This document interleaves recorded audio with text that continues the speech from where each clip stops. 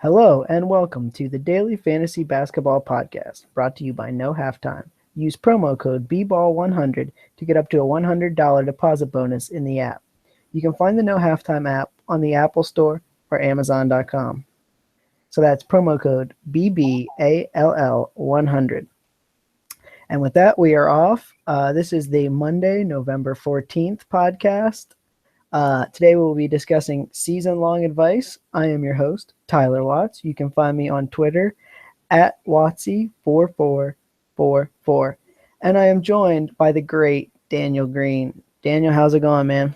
What's going on, man? Our weekly season-long show is here. It's very exciting. I am Daniel Green. You can find me on Twitter at DanielAGreen1. We should just let you guys know, Mark F. Roberts, who normally does the season-long, he has been kidnapped. No, I'm just kidding. He's at a work event. I think he's in like Portland or something. So he couldn't host the show on Sunday. So Tyler is going to host this the season-long show for us. But don't worry, Mark will be back next Sunday, and should be a good show, Tyler. So I'm very excited. And thanks for hosting today, man. I think he just went to Portland to watch the Blazers. What do you think? No. I mean, first of all, I don't know who they were. Did Portland play tonight, right? Who did they play tonight? Oh, By the way, we're taping this at Sunday night. It's like 11 p.m., just so you guys, listeners, know. Not that you guys care, but hold on. Didn't Portland play tonight? They played the Nuggets, man.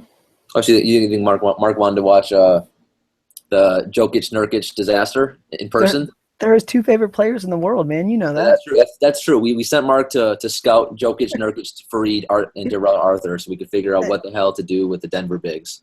And Fareed threw down that awesome dunk, and Mark cried a little inside. Yeah. So, but he will be back next week for you guys. So, and he said he's very sorry because he knows he only does the show once a week, and he's basically abandoned all of the listeners, and he's abandoned me and Tyler too. He never speaks to us anymore.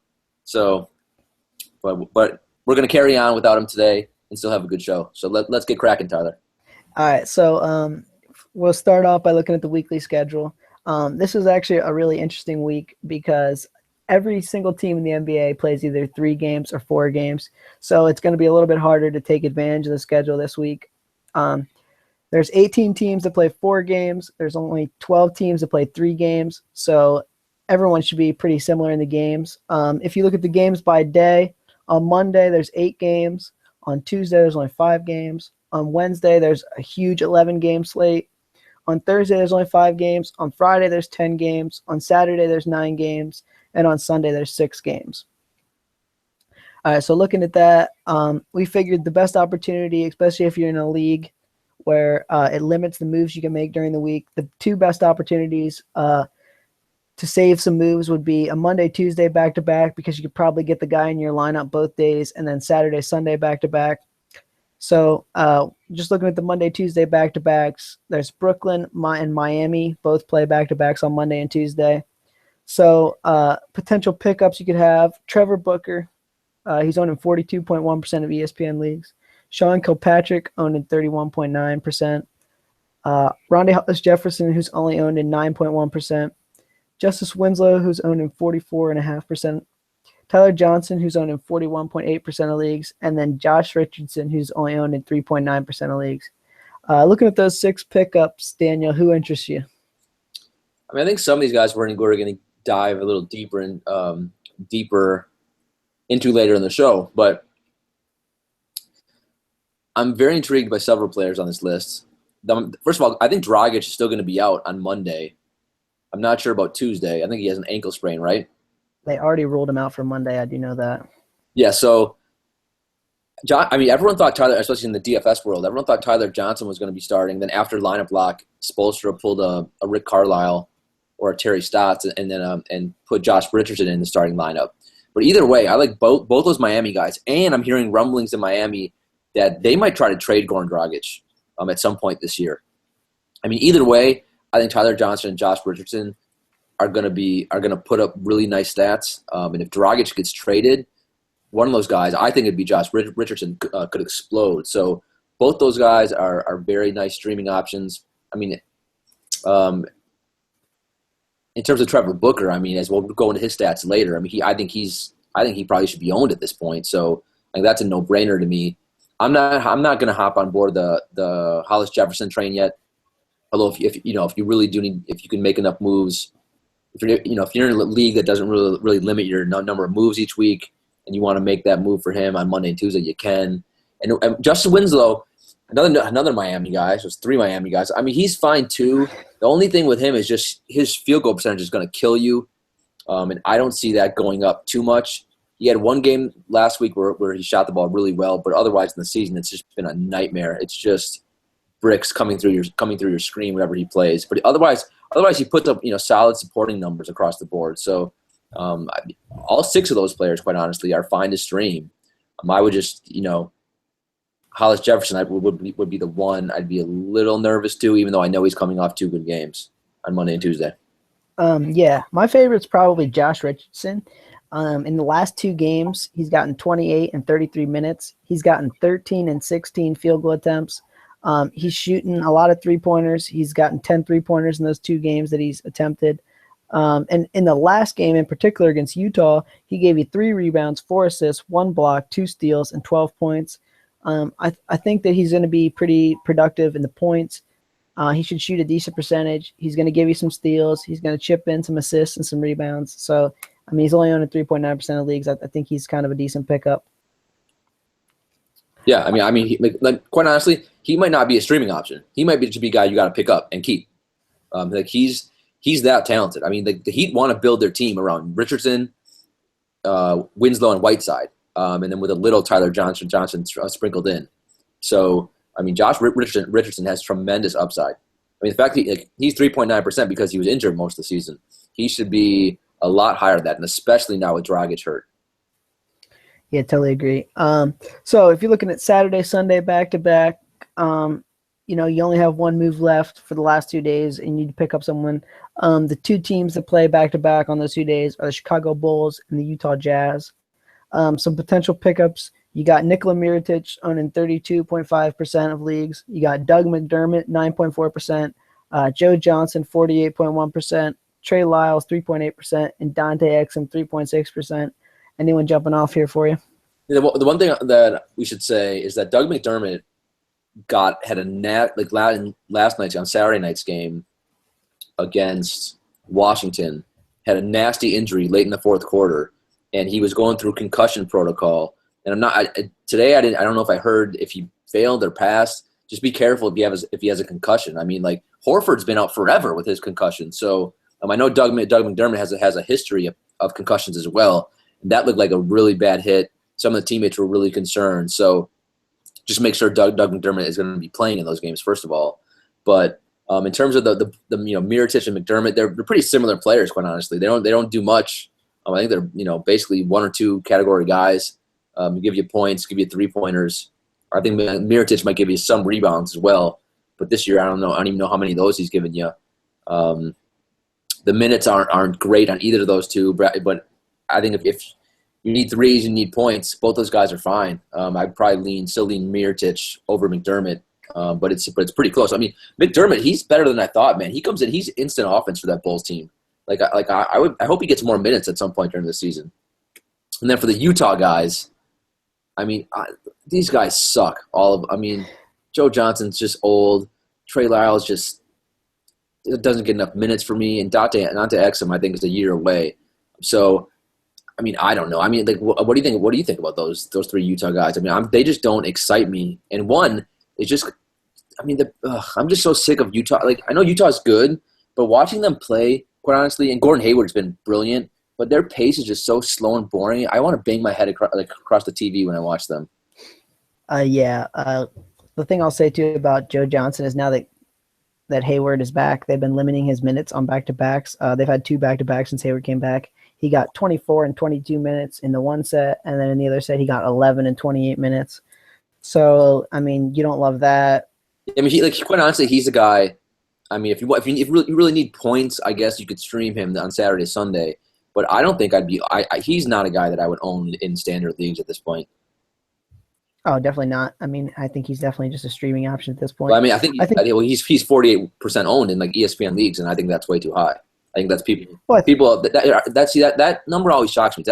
Does Did 48% of the people already give up on the season? Are there other teams just that that bad? Well, yeah, I mean, I think people were thinking he was going to get a bigger role to start the year, obviously with the injuries they had. And then I think people just like recognize the name, you know what I mean? Like he's been around for so long that I think some of these guys hang on at a lot higher ownership percentage than they should just because like, ooh, I remember when Joe Johnson was good and he was 25 and he dropped 20 points a game.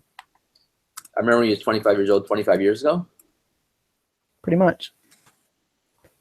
I'm with you. No, so what do you think about Lyles and Exum though? Like I don't like what does Exum do for you? Let's say George Hill is going to be back too, because we should note that, right? He's been out the last couple of games. I mean, if George Hill is out, then I'm okay. Then I'm okay with streaming Exum.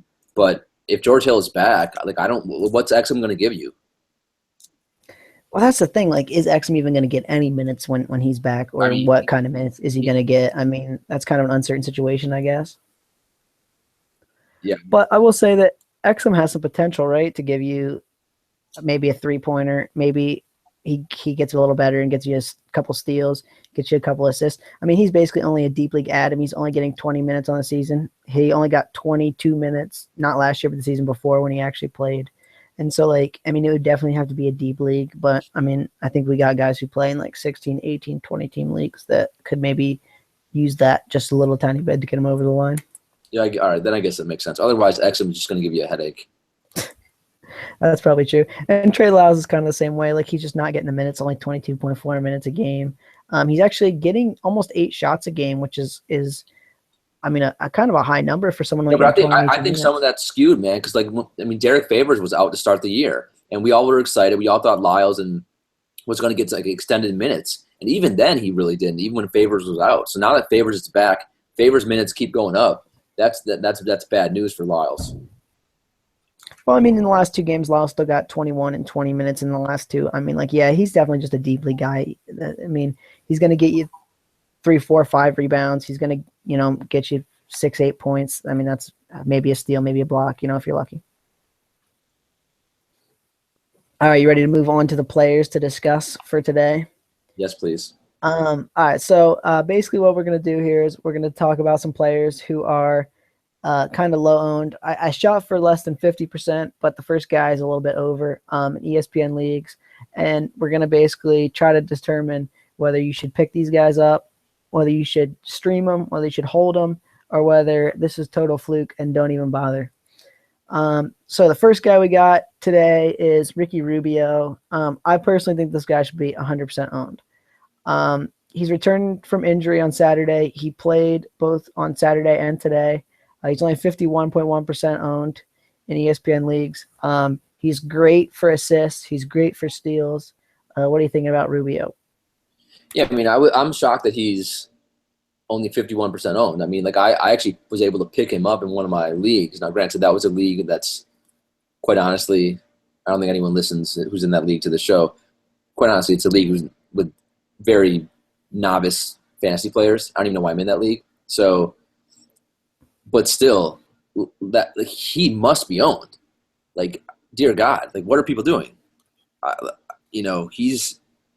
I'm trying to look at his stats from today. They played the Lakers today, and Minnesota got a big win, and he was really good when I was watching the beginning of that game. I mean, yeah, Rubio had 10 points, 10 assists, 3 steals, 4 rebounds. Well, he's probably going to be top 5 in the league in both steals and assists, right? Yeah, he'll be top. Exactly. So, I mean, he's a guy who could basically help you win 2 categories every week. He has to be owned, in my opinion. And so, like, that's just a guy, I'm not sure why people were dropping him. I mean, like, I do think there is a chance at some point he could be traded. I know there's lots of rumblings around the league. And, even if that happens, though, I still think he's got a guy that's going to need to be owned. But while he's in Minnesota, he absolutely has to be owned. I mean, like you said, he's going to dominate assists and steals for you, like, every week. Yeah, so like I'm saying, just check. I mean, 51. I mean, he's available in 49% of leagues, so maybe your league's one of them. Just check it out. Yep. Next guy, this guy's only owned in 5.1% of leagues. Kelly Olynyk for the Boston Celtics. He's only played 3 games this year. In those games, he's gotten 28 minutes, 1.7 threes, 6.3 rebounds, 2.7 assists, 12.3 points. He's shooting 43% from the field and 75% from the line. There's a little bit of uncertainty here. Obviously, like you mentioned earlier, Al Horford's been out with that concussion. So what are your thoughts here on Kelly Olynyk? Are you picking him up? Are you holding him? Are you streaming him? What are you doing with Kelly Olynyk? I mean, he's a guy that I've been riding in DFS the last few games while Horford's been out. He's been great. He's been getting for Brad Stevens pretty solid minutes. He's clearly a better player than Tyler Zeller. He has a much higher upside. He's a guy that I would definitely pick up if I needed a big man. I mean, I just don't know when the hell Horford's going to get back. I mean, I thought he was going to get back last game. I'm not sure. Did he fly with them on their current road trip or not? Yeah, and they said that if he flew, he did fly, and they said if he flew, he was going to play. Yeah, so all right, so there you go. Right, so he did fly. So I would assume Horford's back the next game, and Horford being back, even when Horford was playing for the first few games of the year, he was only getting with 30, 32 minutes. So I think Olynyk, there's a spot for Olynyk to still get about 20, 22 minutes probably. Now, is that going to be enough to be worthy of being owned in standard leagues? I don't know. I mean, he is a fantasy point per minute guy, so maybe he's worth a shot. I know the Celtics organization love him and Stevens likes him a lot, so you could take a flyer on it. I would obviously Horford kills a lot of his value when Horford does get back. So, just temper your expectations if you pick him up. And here's what I'll say about it. He played 20 minutes a game last year. He got you 1.2 threes. He got you 4 and maybe 4.5 rebounds. He's going to get you like 1 to 2 assists. He's going to maybe get you a steal, probably like half a block and like 10 points. So if that's what you want to own in your standard leagues, I mean, all the power to you. But I'm thinking that once Horford comes back, he's going to get limited enough where he's really not worth owning. But for now, maybe Horford misses the next game. You could pick him up now. Maybe you catch lightning in a bottle. Maybe they limit Horford's minutes since he's been out for 2 weeks, and Olynyk still gets around the 28 for the next couple games. Yeah, I'm with you. Yo, man, I'm gonna jump in here and do a player real quick. All right. This player, I didn't roster at all tonight in DFS, and even though I was on the fence about it, and I don't want to. I think we're gonna try to go a show without talking too much about the Jokic-Nurkic disaster. But Kenneth Faried, man, I think that he probably should be owned. I mean, against Portland. I mean, so I guess just for listeners, if you guys haven't been paying attention, you've been living under a rock. Jokic has finally been benched. They're going with Nurkic at the center position and Faried at the 4 right now. And it looks like Jokic is kind of the odd man out. Mike Malone is, if you listened to his news conference today, which I did, he sounds perplexed. He doesn't even know what to do and how to use Jokic. He's maybe at some point this year, Jokic will get back to being a player that should be owned. And if you have him right now, I mean, Tyler, maybe you want to comment on what you should do. I mean, I know he does have a lot of upside, and a lot of you guys drafted him early, so you probably don't want to dump him yet, but I would it's not looking good for him. But a guy, if Fareed's on available on your waiver wire, which he probably is, I think I'm ready to pick him up. I mean, 17 points, 13 rebounds, 2 blocks, 1 steal, 1 assist tonight. And if he's going to get – I mean, his problem has always been he is not getting enough minutes. If Mike Malone – it sounds like he's going to be starting. If he's going to get enough minutes, even though he's kind of only a 2-category guy, I think I'd want to own him if I need points and rebounds. So that's my spiel on kind of Kenneth Faried. He's like, just watching the Denver games the last couple nights, which I have, he's looked great. He looks recommitted. He always hustles his tail off. I'm right now I'm a Faried fan. I mean, I'm not going to be afraid to dump him. If he gets benched again, but I want to ride the hot hand right now with Kenneth Faried. Yeah, I agree with a lot of what you said. Faried, when he gets the 27, 28 minutes, which is kind of where he's maxed out in his career, he's always gotten you right around 9 rebounds, right around 12, 13 points. He's given you a steal and a block a game pretty much. He's shot a great percentage from the field. He's not a great free throw shooter, but he's not atrocious like a Drummond or a Howard, so he's not going to completely kill you there. So if he's getting those kind of minutes, I totally agree. He's definitely worth a pickup. What I'll say about the Jokic thing, and from what I heard from Coach Malone today, which obviously could change at any minute, he's going to play him pretty much strictly at the 5 now. Yeah, because I mean, wow, what did Malone have an epiphany? Wow, I can't play 2 7-footers in the modern NBA. I mean, like, good for you, Malone. You could finally figure that out. I mean, like, you really thought that was going to work? Well, Poor yeah, guy. and he does. I mean, neither one of them have the athleticism to guard some of these like No. smaller, quicker, faster power forwards that are coming about today. Um, so I think that he's probably going to chop the minutes kind of right down the middle. Now, Jokic was really valuable last year in those kind of limited minutes, so maybe there's still hope that now that he's playing center, he gets back to that value. I would personally give it a couple games, see what kind of minutes he's getting. And kind of the same thing with Nurkic. Like if Nurkic maybe, Jokic starts taking the majority of the minutes and Nurkic goes down, you might have to think about cutting Nurkic then too. But right now, I think it's really kind of an uncertain situation. So if I'm holding one of these guys, I'm probably holding them for a couple games and just kind of see what happens. Yeah, just to give you a sense of how it's going tonight. Jokic 4 rebounds, 3 assists, 1 steal, 2 turnovers, 0 points. So not a great start with Jokic's demotion to the bench. But I mean, I guess I'm with you that if you drafted him in like the 3rd round, you don't want to just cut him already.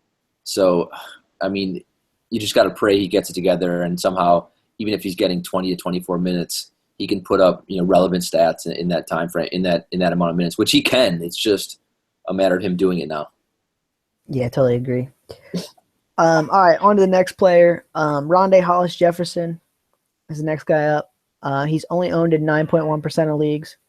If you just view his last 4 games, he's gotten you 29.5 minutes, 7.5 rebounds, 4 assists, 1.2 steals, half a block, and 13 points. And he's actually made 22 out of 23 free throws in his last 3 games, which just seems insane. I don't think he's a guy with a great shot, but he does have some good athleticism. So what are you thinking about Rondé Hollis Jefferson? He's a guy that did a complete 180s. Like literally since we did the show last week, where I think I was calling him a dead man walking on the show and the worst player in the NBA. He's been I mean amazing. He won one of my friends close to 10 grand last night because he put up like 50 FanDuel points. I mean, I think you just read off a bunch of his stats. I mean, it's pretty surreal. Like, I don't understand where the hell this came. I mean, he's not a great scorer. So, I mean, I think some of the scoring stats might kind of fluctuate as the season goes on. But Brooklyn sucks. They're an absolute mess, especially while Jeremy Lin's out. They just need talented guys to play minutes and to put up stats in any category. So, I mean, Hollis Jefferson, while I don't love him for any one category, I think he's going to do enough for you that probably warrants, at least to be on your watch list, if not owned. I don't really know what else to say about him. I've never seen in 1 week a guy go from that, besides like the Jokic Nurkic thing, a guy in 1 week go from so freaking terrible to looking like an all-star. It's been crazy. Here's what I'll say. I think just because of the team that he's on, he's got a shot to get around 10 points. If he was on a team with some better scorers, I don't think he'd even get that many. So let's say he's going to get you 10 points. If he gets you 10 points, is that someone you want on your team now? Are you going to pick him up? Well, here's what he's going to provide you. He's going to provide you some decent rebounds for a guard type player or small forward. And he's going to provide you probably – he got 1.3 steals last year in 21 minutes. So, could he get you like a steal and a half, maybe even closer to 2 steals? If he can get that number up to that, I might be interested just for the steals alone. But, it's probably a guy I'm going to kind of stream in and out more than a guy I'm going to hold for the entire season. Yeah, I have no issues with that. The interesting, the points are definitely going to fluctuate, and the rest of the stuff I think is he will be okay. But he's not going to help you win a league on his own, on his own for you. So the interesting thing has been the 4 assists in the last 4 games, and he's averaging 3.1 assists in the 9 games total. If he can average like 3 or 4 assists, that's only going to bump up his value a lot, especially since we know that assists are really hard to come by on the waiver wire. Yeah, I do think those numbers might take a little hit when Lin gets back, but I don't know. Let's move on. I mean, that's what I'm saying. I think he's probably more of a streamer guy than anything. Next guy, Patrick Beverly, 4.2% owned. They said that he's out tomorrow, but he's going to make a season debut on either Wednesday or Thursday. And then he might sit out the other game because they have a back-to-back on Wednesday and Thursday. Last season, he averaged 1.7 threes, 3.5 rebounds, 3.4 assists, 1.3 steals, 0.4 blocks, and 9.9 points per game, shooting like 43.4% from the field and 62.8% from the free throw line. Patrick Beverly making a season debut. You picking him up? I mean, Beverly's been a guy notorious the last couple of years that I've picked up, dropped, picked up, dropped, picked up, dropped. Like, I mean, dear, it's just, I mean, over-under's got to be 10 times where, like, now granted, now he's in a better offense, at least, you know, pace-wise and giving you stats probably with D'Antoni. But Harden has officially shifted over to the point guard, even though he kind of was a de facto point guard last year. I mean, I'm just trying to figure out, like, D'Antoni's rotation when he comes back. I mean, already Eric Gordon has switched to coming off the bench, even though he played 32 minutes last game. D'Antoni right now is starting Corey Brewer, but playing him, like, only 20 minutes a game. So, I mean, the first question you got to think about is how many minutes is Beverly going to get? Like, I have him penciled in for about 24 to 26. I think that's probably about right. I mean, he might even get 28. Yeah, so I mean, I think that's not as many as he was getting like the last couple of years, and that's when I was cutting him every week. So I'm not sure. I'm not entirely sure what to get. I know he's going to get lots of threes because that's just what you get in the D'Antoni offense. So I still think he could give you like 2 threes a game. And then you got to hope he gets you a couple of, you know, like those 3 assists and a steal a game. I think that he's capable of doing that, but he's another guy. I mean, he's not going to, I don't think he's not enough or talented enough to help you win a league, but he's enough. He's like a kind of like a Rondae Hollis-Jefferson, a guy you can probably stream a lot of weeks. And if he gets hot, you can probably stay on him. And if for some reason he meshes really well in the D'Antoni system, you can hold on to him for a few weeks and play him. But he's a guy, if you pick him up, just be ready to drop him at some point because he's just not that talented of an offensive basketball player. He's really good defensively. That's not going to get you NBA. That's not going to get you fantasy stats. Yeah, I totally agree. He is definitely a streamer in your 10 and 12 team leagues. 14 and 16 team leagues, if you're in one of those, I'm probably picking him up right now and holding him. I think he's got some decent value for those leagues, but I think he's just streaming in 10 and 12. The next guy up who's producing some really interesting stats lately, Lucas Nogueira. He's only 3.9% owned on ESPN. Did you just sneeze? What did you say? Did I sneeze? Yeah, what? Who did you say? Lucas who? Lucas Nogueira. Oh, sorry. Okay. God bless you. In his 4 games he's played this year, he's getting 25.8 minutes, 7.3 rebounds, 0.8 assists, 1.8 steals, 2.5 blocks, and 8.3 points on a whopping 88.2% from the field and 75% from the line. Any thoughts on Lucas Nogueira? I'm not even sure you know that's an NBA player. He plays for Toronto. No, I do, just because Valanciunas has been banged up. So for DFS, I thought about playing this guy last week. I mean, my thoughts are let's move on. I mean, if Valanciunas goes down for an extended period, he's a guy that would be fine to stream and fine to pick up, I guess, if Valanciunas is going to be out for an extended period of time. But as long as Valanciunas is there, look, we saw how this plays out. Like, no team is going to play 2 7-footers big minutes. Like, it really can't happen. Now, Valanciunas is lucky. And first of all, Dwayne Casey hates playing Valanciunas 30-plus minutes a game. So there's no way that Lucas, God bless you, is going to get 30-plus minutes. Like, he's a fine player, and if Valanciunas goes down, he will be someone I target. Otherwise, no thank you for me. I mean, am I missing something? I mean, do you have other thoughts? I mean, maybe I'm wrong. No, here's why I think people are maybe thinking about picking him up. The 1.8 steals and the 2.5 blocks a game. The steals are kind of a total fluke, such that he got big minutes, which they're definitely limited behind Valanciunas. But if Valanciunas got hurt or anything, he'd give you some pretty good rebounds. He'd give you good blocks, and he'd shoot a good percentage on limited attempts from the field. He's actually kind of a bad free throw shooter, so that even at 75% is going to way drop if he ever got big minutes. So I think he's kind of someone just put on your watch list. If you see Valanciunas is going to be out, maybe you throw him in there for a streaming opportunity. But, I mean, he's really not worth owning unless you're in like a 16, 18, 20 team league and you want to take a shot on him. Dude, I think I'm going to have to block, or not block, but either unfollow or mute Skip Bayless on Twitter. Like, when he was on First Take, I don't remember him tweeting this outrageously and going, like, berserk. Is he just trying to do this so that more people will watch his whatever show is on FS1? Yeah, probably. I mean, you know that First Take show is supposedly like scripted, right? Like they weren't even like really arguing. What do you mean? It's like a TV show? I mean, like a actual show with a script? Yeah. That like they supposedly like would say like they would pick a topic and then be like, all right, we're gonna debate this. You're pro and I'm con. And Well, I know I knew they had obviously during the pre-show they'd take sides and stuff, but I think Skip Bayless is delusional enough to believe half the stuff he says.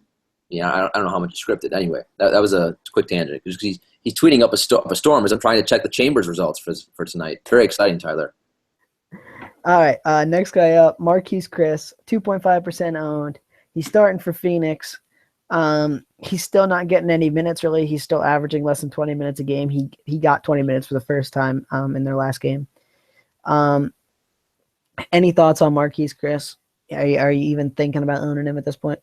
No, I mean he's a guy where you see he's starting, you watch him play a little bit, and then you get excited, and then you watch the entire game, and you're like, "Frick, I can't own this guy," because, like you just said, he doesn't play enough minutes yet. He's fun to watch, man, because he's athletic. He's in like a perfect stretch four in the modern NBA, and I think eventually, whenever they stop giving fat Jared Dudley, minutes.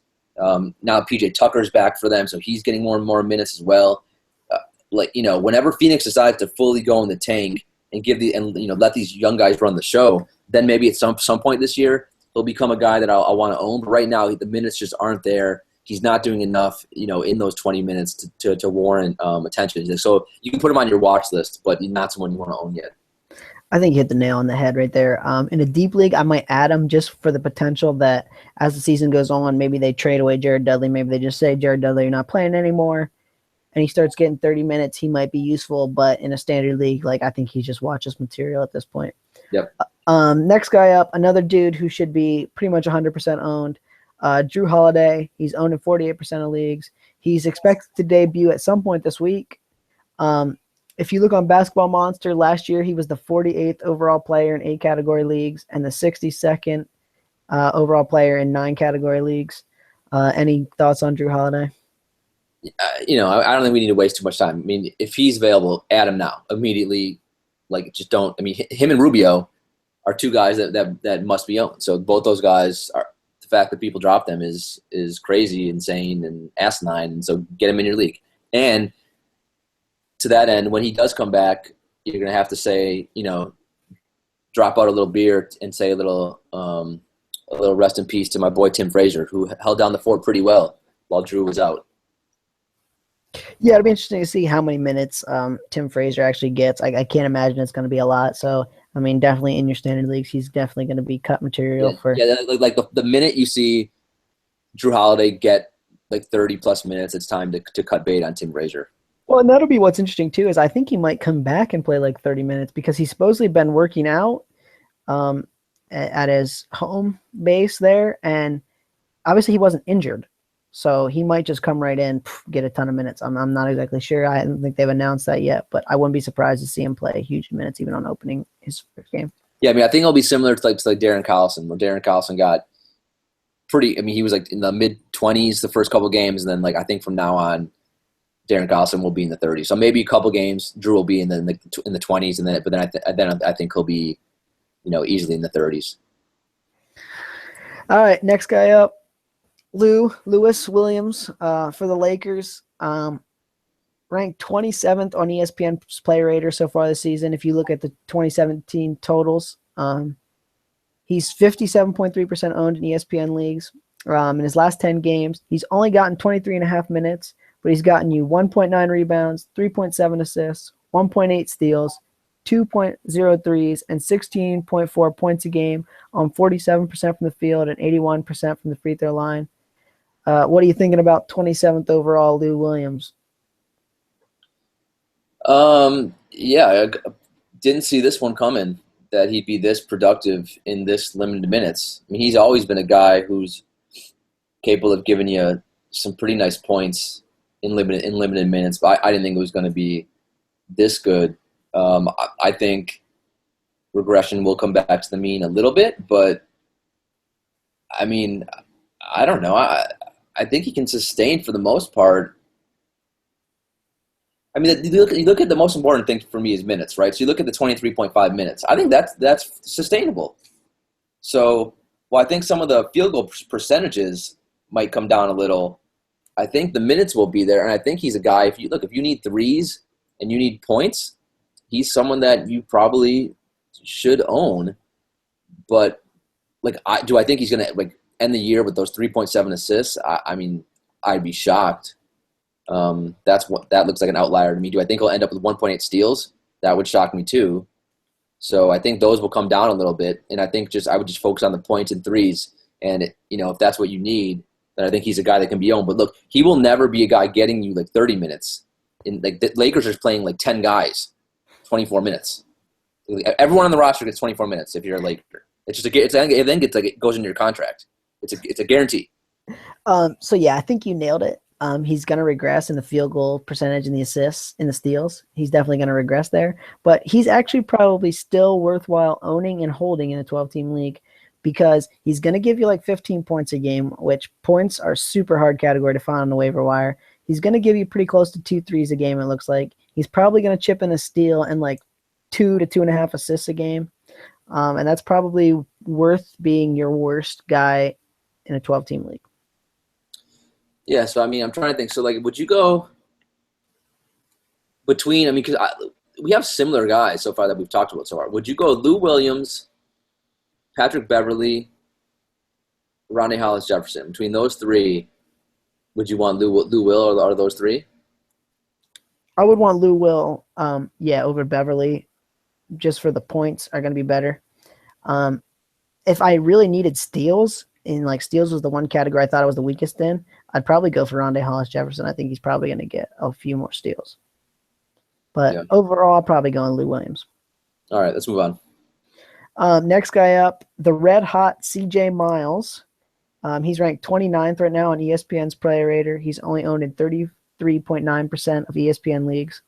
In his last 10 games, he's only gotten 24.1 minutes, but he's nailed you 2.4 threes, 3.2 rebounds, 0.9 assists, a steal a game, 0.7 blocks, and 14.3 points on a whopping 50.5% from the field and 89.5% from the line. What are you doing, CJ Miles? Real quick, I'm trying to find out when Rodney Stuckey's coming back for Indiana. So it looks like he's a hamstring injury. Looks like he's targeting a late November return. I think when Stuckey comes back, CJ Miles will face the reality, and that is he's not that great at basketball. So I think until then, he's fine to own. I mean, you read off those numbers. He's been great. I mean, he's been so good. Now he's starting for Indiana right now. The problem there is there's only one ball. You have Teague, Paul George, Thaddeus Young, Miles Turner, not to mention Monte Ellis who's now basically coming off the bench for them. But I mean, I just don't see how he can sustain these numbers. I mean, he's been great this year, but he's a guy that I would sell high on if you could.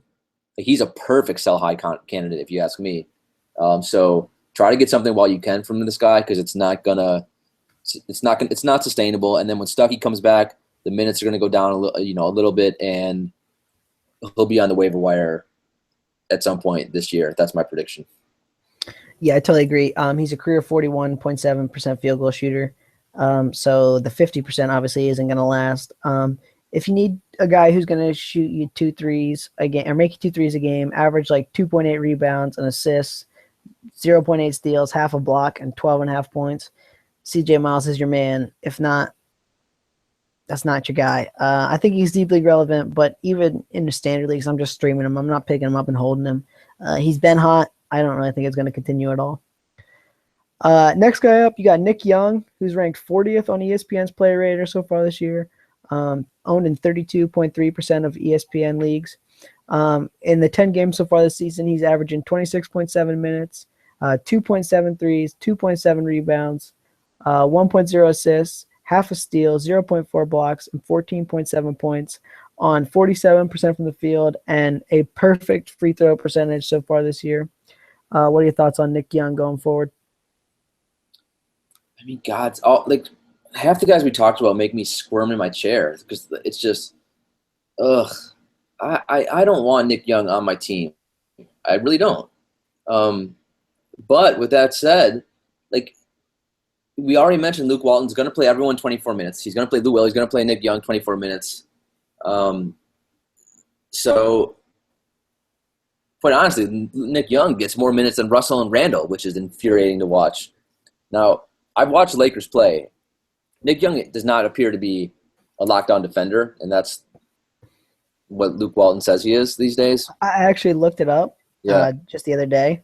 He actually rates, as far as defensive rating goes, as the Lakers' worst starter, even though Luke Walton always says he's such a lockdown defender. Like, I don't get it. Like, that's the excuse for, whenever he's talked about it, it's like he's such a great defender. I'm like, no, I want to see Jordan Clarkson. Can you please get Nick Young on the bench or back with Iggy Azalea where I don't know what's going on. Anyway, I mean, as long as he's getting this amount of minutes, look, he's a two-category guy. He's points and 3 points and three-pointers. So similar to all the other guys, that we talked about with those two categories. If you need points and three-pointers, he's a guy that you can probably use a little bit, stream. But he's a guy that I don't think can be owned permanently in a standard 12-team league. I just don't, Yeah, and at least those other guys are shooting 40%. He, the last 2 years, has shot 33 and 36% from the field. So he's going to actually hurt you even more in that field goal percentage category. He's going to give you 2 threes, and if he's getting 24 minutes, he's probably going to get you like 13 to 14 points a game.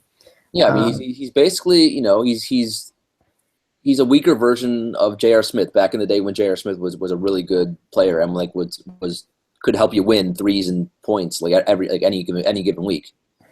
But like Nick Young is not. Just be ready to cut him, at some point this year. If you want to even own this guy. Speaking of comparing players, our great sponsor of No Halftime. Say you're trying to take advantage of Nick Young's newfound 40th ESPN player rater rank. Who would you be trying to match Nick Young up against in a nice No Halftime challenge? Yeah, let's see if you can use Nick Young as some fool's gold, man. So maybe dangle out like Bradley Beal versus Swaggy P, some Monte Ellis, some Devin. Maybe people don't know who Devin Booker is yet, and I think all those guys, Oladipo's another one. I think all those guys would be able to defeat Swaggy P on a one-on-one fantasy matchup, which is what No Halftime is. So. Here's a good one, too. I think Monte Ellis is the perfect one because Ellis has been kind of bad there for a while. And since he moved to the bench role, he's actually been getting some more shots up. But there for a minute, he wasn't getting hardly any. I think that'd be a perfect No Halftime challenge. Yeah, like I like the fact that they're bringing him off the bench now. I mean, they just have too many, I think we just mentioned a couple minutes ago that there's too many guys who demand the ball in that starting lineup. So him coming off the bench with the second unit, he can kind of do whatever the heck he wants. I think he did start the last game when Paul George was out. So, but yeah, I mean, I still think Monte Ellis will put up kind of more fantasy points than Swaggy P. So Monte Ellis can do a lot of other things besides just score. I mean, he actually can get you assists, which Swaggy P will give you like 10 assists a year. So, yeah, Monte Ellis would be a nice play. Yeah, totally agree there. So if you're looking, maybe Nick Young can win this No Halftime challenge. Is there anyone you're thinking, ooh, maybe I can attack this guy against Nick Young? Yeah, if you want to use Nick Young to try to get some wins and win some money at No Halftime, it's tough. So you got to think, who is the worst players in the NBA that are starting right now? Aaron Afalo, Courtney Lee, Lance Thomas, who's not starting, but you could use a Lance Thomas. Dante Exum, maybe someone would fall for that one. Those are some guys maybe Swaggy P could challenge. But yeah. I mean, yeah.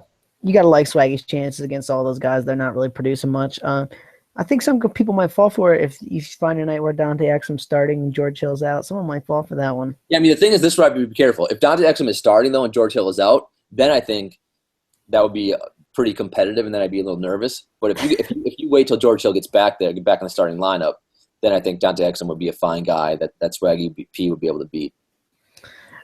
Yeah, I totally agree. So that's no halftime, one-on-one fantasy sports. You guys should all use our promo code BBall100. Check it out. It's pretty awesome. So yeah, man, it's just so nice and easy. Like, for DFS, we have to do hours and hours of research, before you play every night. Especially before we do our shows for that too. So no halftime, not a lot of research. You just find a matchup you like and go after that in any given night. It's nice and easy, and you can win some nice money. And use the promo code BBall100, $100 free, man. So it's good stuff. You guys should check it out. Yeah, and everyone loves free money, so I mean it's perfect. All right, back to the players. Next guy up, Trevor Booker. He's ranked 44th on ESPN's Player Rater. He's only 42.1% owned. In his 9 games this season, he's averaging 26.8 minutes, which is a career high for him. He's giving you 8.9 rebounds, 2 assists, 2 steals, 0.8 blocks, and 10.2 points per game on 50% from the field and 81% from the free throw line. What do you think about Trevor Booker going forward? I mean, Trevor Booker is just a very nice professional basketball player. I was always a fan of his when he was on Utah. He was a guy that I loved to play if ever like Derek Favors was out. I would play him in DFS, and I'd also stream him in season-long leagues. But now on Brooklyn, because Brooklyn is just so horrifically bad, he's locked into pretty solid minutes. And he's a cool guy to own because he fills up the box score, man.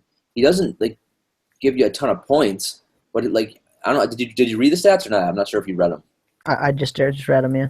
Oh yeah, I was checking Twitter. Sorry, I gotta stop doing that during the show. So Tyler Reddy, the stats, man. He gives the points aren't great, but he gives you rebounds, assists, steals, and helps you a little bit on blocks. I mean, he's got great field goal percentages. So I think he's a guy that probably should be owned. I mean, it's just sneaky across the board. Yeah, and you mentioned it right there. I think he's going to give you sneaky, really good value in field goal percentage and rebounds. The steals are definitely going to regress. He's not going to average 2 steals for the season, but I could see him getting a steal and maybe closer to a block. So I mean, you love that. Yeah, I mean, he's a guy like at the end of he's a guy at the end of every night. You look at the box score, you're like, that wasn't that great. But then the week adds up. You get those 3 or 4 games, and you're like, dang, that's a pretty productive week. Yeah, totally agree. So go out, maybe find this guy on your waiver wire, pick him up. I think he's worth holding. I think he's definitely a guy worth owning in your standard leagues. Next guy up, Clint Capella, one of Mark's favorite players. We had to do him just because Mark's not here. 33.1% owned. In his 9 games this year, he's given you 23.1 minutes, 7.7 rebounds, 0.6 assists, 0.6 steals, 1.2 blocks, and 10 points on 61.8% from the field and 31.6% from the free throw line. He's definitely a pump free throw player. So in your roto leagues, you're definitely not owning him. But if you're in a head-to-head league, what are you thinking about Capella? I don't know, man. If you want to own him in a head-to-head, I guess that's fine. But those numbers aren't great. I guess what? Why you want to own him for what, blocks? And is that why you want to own him? I mean, I don't know. I think the only way he really fits onto your team is and even in the field goal percentage, he is getting you 7.6 attempts so far this season. So I mean, that field goal percentage boost is going to be reasonably decent, and he's going to get you some all right rebounds. I mean, 7.7 a game, if he can keep that up, that's pretty good. And then obviously the 1.2 blocks, which actually I think could go up a little bit even. He averaged 1.2 blocks in 19 minutes last season. So you could maybe even get closer to 1.5. Yeah, that's fine.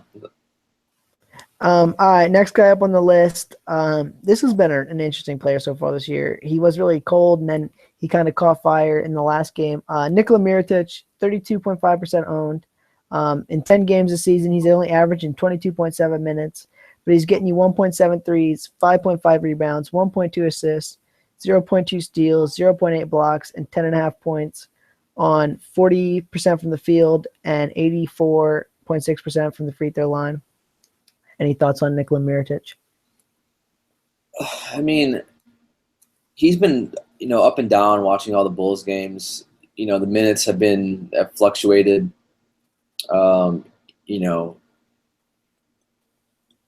but ultimately the numbers are similar to last year. So I think, while maybe a little disappointing, he's probably a guy that should be owned. I mean, he gives you threes, the points are okay, and he helps you a little bit with rebounds. But similar to those other two category guys. I mean, he's basically, in some ways, he's similar to the Nick Youngs, Lou Williams of the world, except Mirotic is a guy who does have the upside to help out in like a rebounding category as well. And he's a guy that potentially could get some serious minutes. It's just a matter of when's that going to be. So it's not right now. Well, and here's the other thing. He got 0.9 steals last year in relatively the same amount of minutes. He actually played 2 minutes more last season. And so I think Mirotic, basically, he is what he is. A lot of people think, he could get more minutes. Coach Hoiberg just does not seem like he wants to give this guy huge minutes. Well, I know.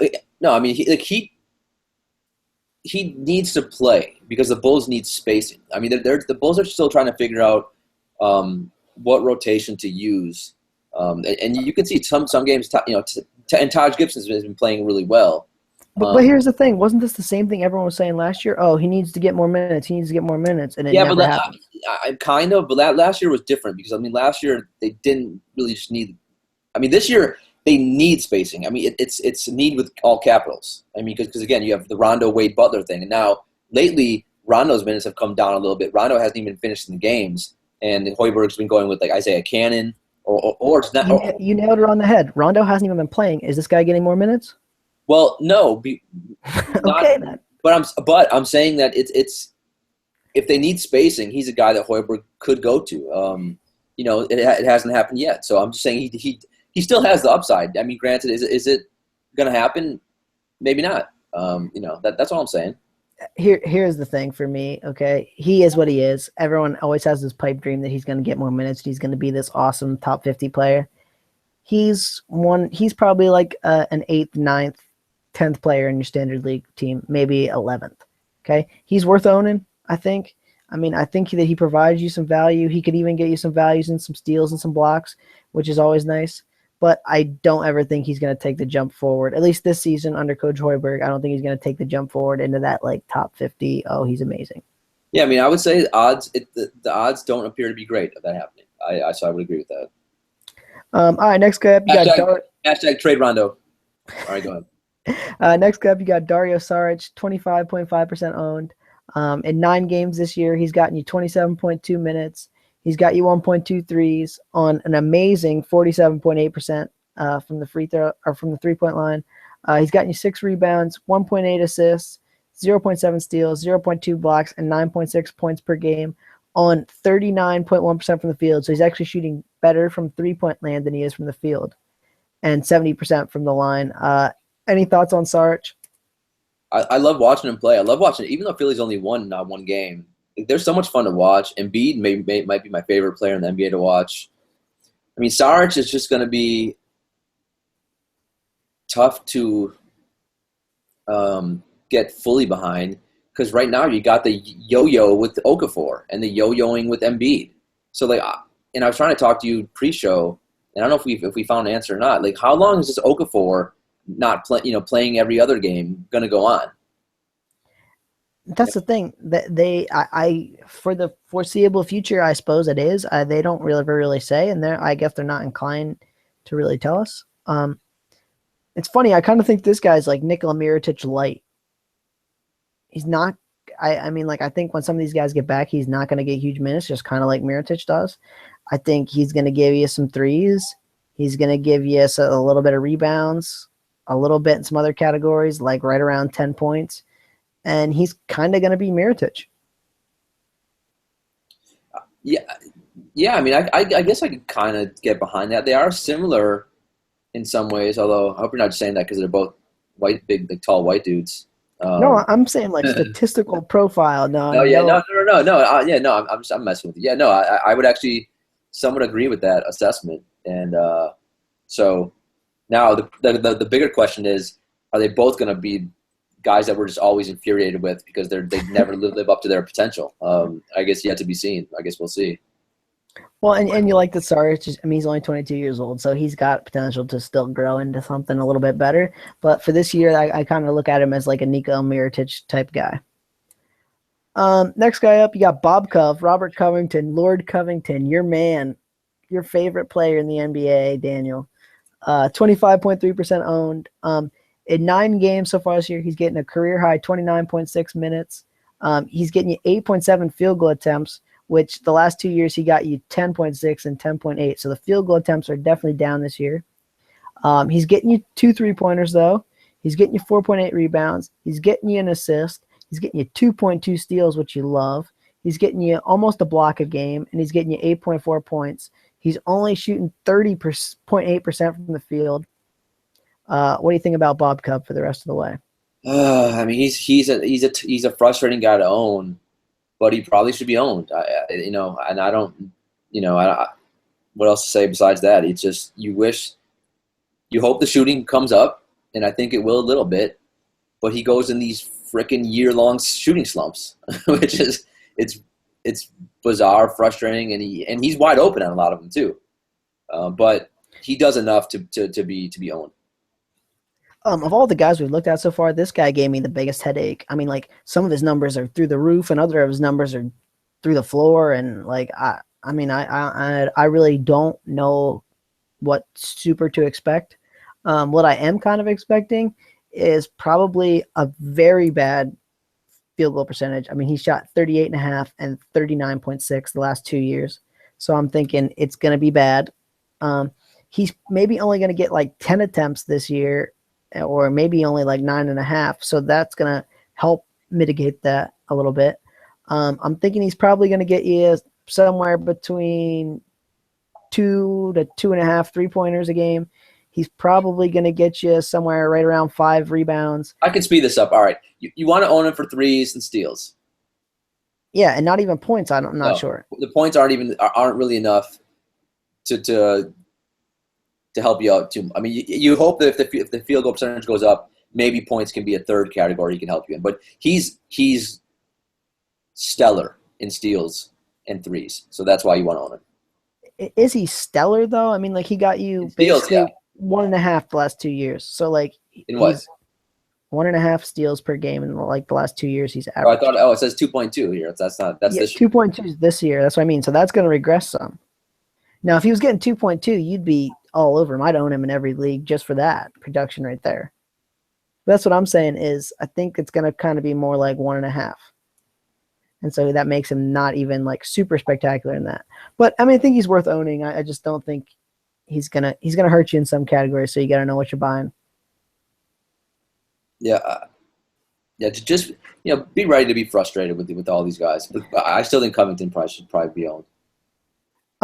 Next guy up is a guy I think that should definitely be way more owned. Gary Harris. He's owned in 24% of ESPN leagues. Last season he ranked 97th in 8 category and 88th in 9 category leagues by Basketball Monster. He was rounding into form in his last 2 games. He got 28 and 30 minutes in 2 out of his last 3. Then he sat out Sunday's game with an ankle injury, which you obviously don't love. But this is a potential top 100 player on the waiver wire in like 76% of leagues. Any thoughts on Gary Harris? Yeah, I'm a G Harris fan. That's all I got. That's all you got? He's another, and I think this is the reason why all these guys are on our list. I mean, they're all kind of frustrating in a way. I mean, you just think of all the heartache these guys have caused us in the past. But he's still really young. Will Barton scares me in Denver because any given night he can get a lot of minutes and a lot of shots. But I ultimately still think Gary Harris, like you said, is a guy who's going to end up the year in the top 100 and should be owned. I agree. I mean, he's young. He should only get better. He was 97th and 88th last year, depending if you're playing on 8 category, 9 category. Definitely a guy I would pick up. 24%, way too low. Gotta get him And on. the reason he's so low owned is he's been out basically the whole year. I mean, then he came back for like, a couple games, but he was still on minute restrictions. I watched him in those games. He looked okay, and then he got banged up again. So, but eventually he'll be fine. But I would not, don't expect him to kill it this year. I don't think it's going to be that. I think he's going to be a solid player for you. Totally agree. It's probably going to be in what points. See, the problem is like what other category? I mean, here's the thing. I think that like he's not stellar in anything. Is he Trevor Booker light? What is Gary Harris? Here's the thing. He's for a shooting guard. He shoots a relatively good percentage from the field usually, and from the free throw line. He averaged 1.4 3-pointers last year, which you could even see maybe going up a little bit. He got you 3 rebounds. He got you 2 assists. And what was nice was he got you 1.3 steals and 12 points. I mean, like, he's not blowing you away in any category, but he's shooting good percentages. He's giving you a little bit here, a little bit there, and that's what gives him the top 100 value. Yeah, all right. I'm cool with that. Next guy up, Sergio Rodriguez, 23.8% owned. He's the point guard for Philly. He's played 9 games this year. He's averaging 29.8 minutes, 1.3 threes, 3.7 rebounds, 7.1 assists, a steal, 0.2 blocks, and 9.2 points on 38% from the field. And he's not missed a free throw yet this season. The real reason I wanted to bring him up. All right, how many free throws has he taken? And I can't even tell you, but it doesn't matter. Okay? Because here's the thing. He's ranked 7th in the NBA in assists, and he's on the waiver wire in that many leagues. Assists is usually the hardest category to find. He's getting you 7.1 a game. You pick this guy up and you own him if you need assists, no matter what. There's no one better on the waiver wire. There's probably no one even close. There's maybe a guy who gets like 3 or 4 on the waiver wire, and that's it. Am I wrong? I'm trying to figure out how many free throws he's taken this year because it's got to be like 2. I'm with you for look. Assist is the hardest category probably to find on the waiver wire. So 7.1 assists, starting point guard. Yeah, pick him up and then ride it until something weird happens in Philly, which it inevitably will. But is he the best player on the waiver wire? That I might dispute. But I mean, like those assists are too good to pass up right now. Oh, no, I'm not saying he's the best overall player, but I know there's always teams out there. I need assists. I'm trying to make a trade for assists. Yeah, I'm with you. 7.1 on the waiver wire, boom. You don't need assists anymore. You're getting the 7th best player in the NBA. All right. Hold on. I have the free throw percentages. How many free throws do you think he's made and attempted this year? Well, he's obviously made an attempt at the same number.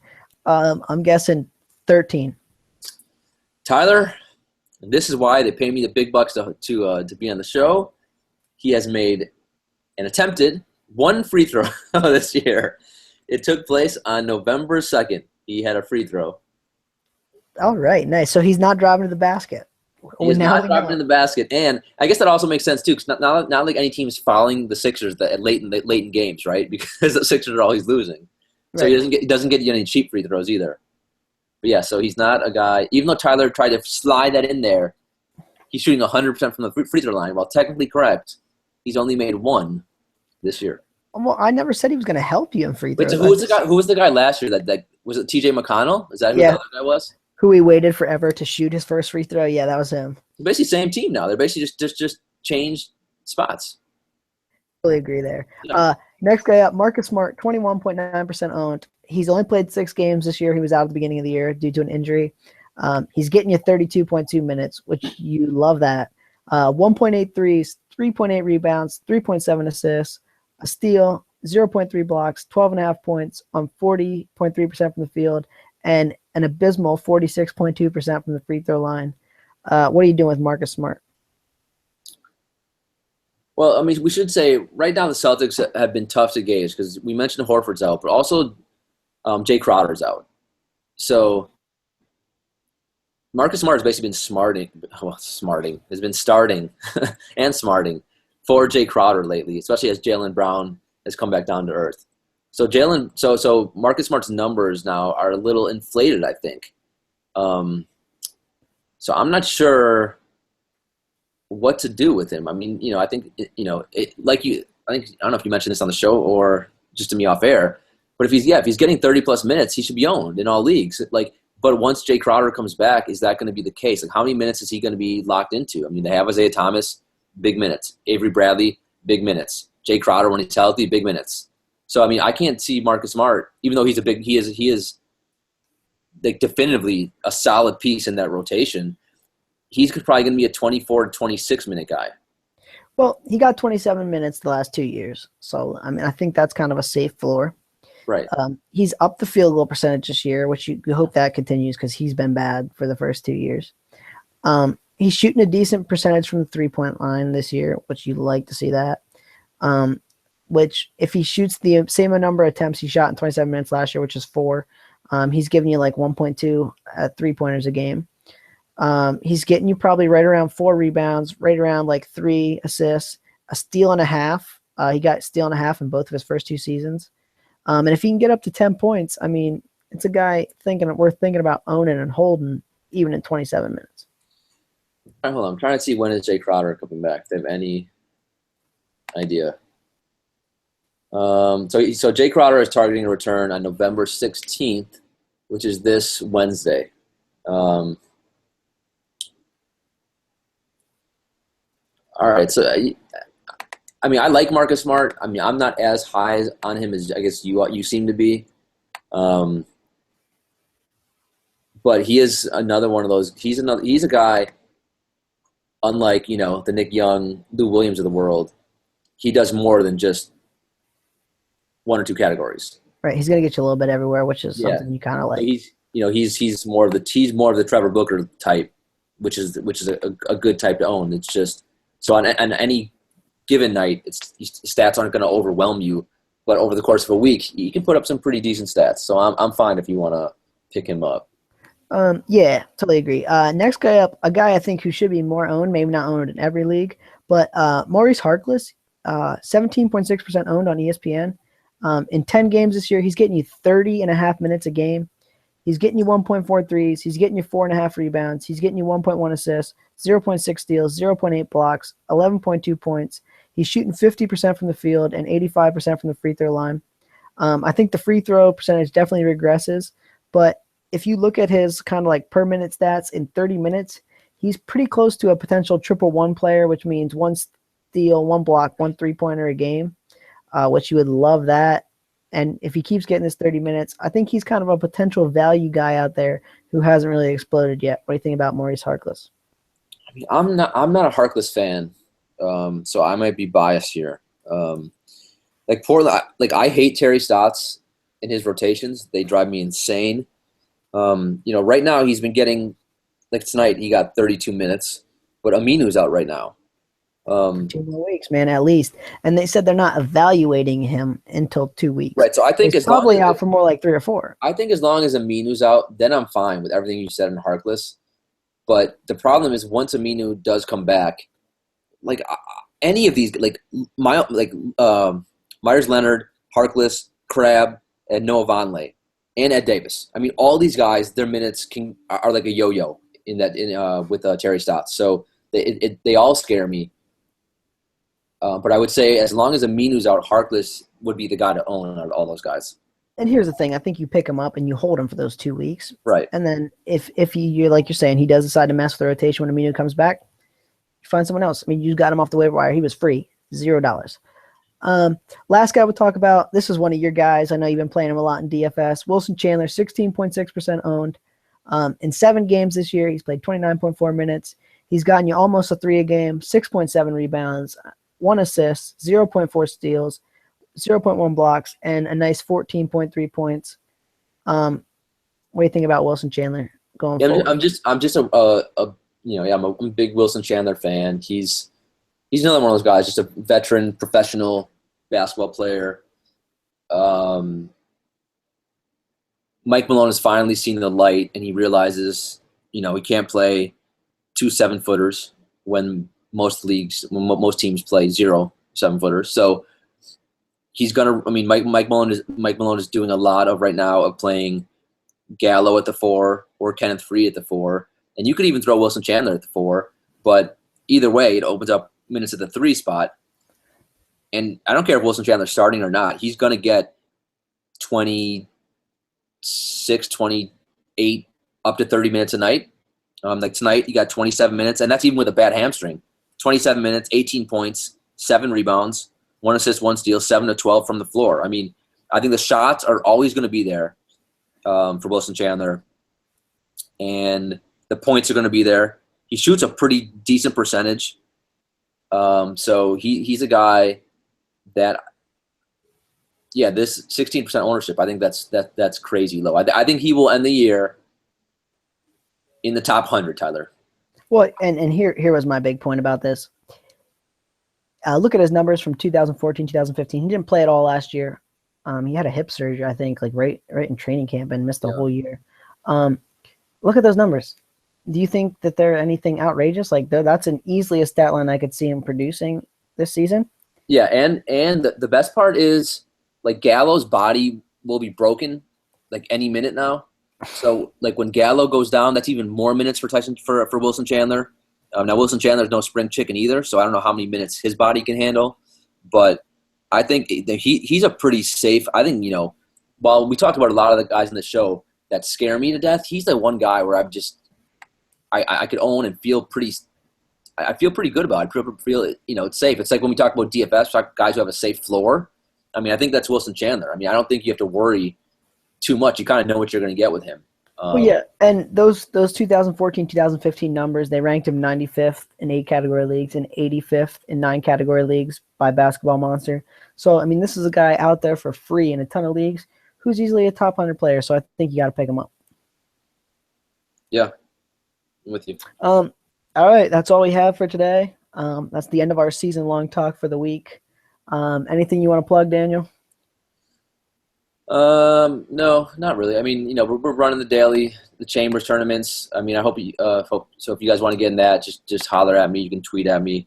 That would be cool. It's a lot of fun. I unveiled the first power rankings. We have a power rankings that we unleash every Friday, and then every Friday we do what's called a best of the best tournament.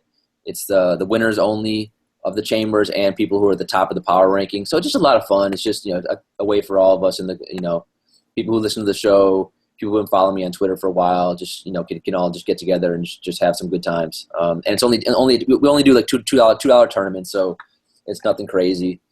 Just a way for all of us to to get distracted by the dark, scary real world. Yeah, you want to tell everyone where they can find you on Twitter so they can message you about the Chambers? Yes, you can find me at Daniel A. Green 1, green like the color. And yeah, man, that's it. That's all I got. All right, and I'm Tyler Watts. You can find me on Twitter at Watsy4444. That's all we got for you. We should be back tomorrow with another DFS show. Yep. Later, guys.